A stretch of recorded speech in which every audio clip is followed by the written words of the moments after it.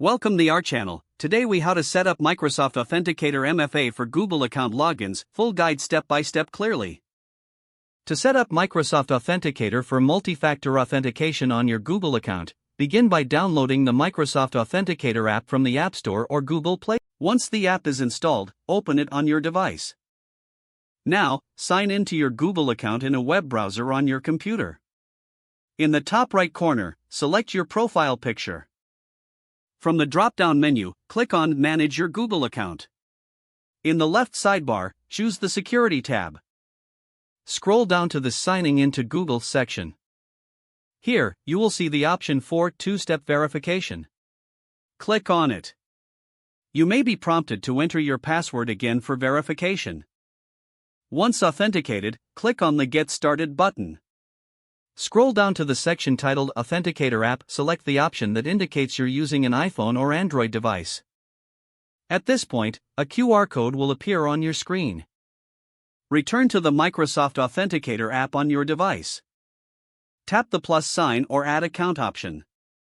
Choose Work or School account from the list provided. Now, select the Scan a QR code option. Point your device's camera at the QR code displayed on your computer. Once the QR code is scanned, your Google account will be added to the Microsoft Authenticator app. You will see a 6-digit code generated for your Google account within the app. Return to your computer and enter the 6-digit code in the appropriate field. Click on Verify to confirm the code is correct. Once verified, you will receive a confirmation that two-step verification is set up successfully.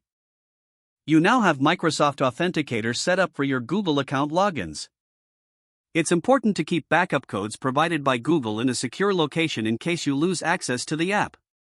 Review your account security settings regularly to ensure your accounts remain safe. If the page does not load, refresh the browser or try again in a private or incognito window. Make sure you are using the correct email address, then retype it carefully to avoid small typos.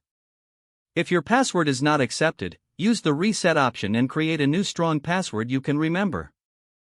Check your spam folder for verification or security emails, then complete any requested confirmation steps. Don't forget to like this video and subscribe to our channel for more step-by-step tech guides.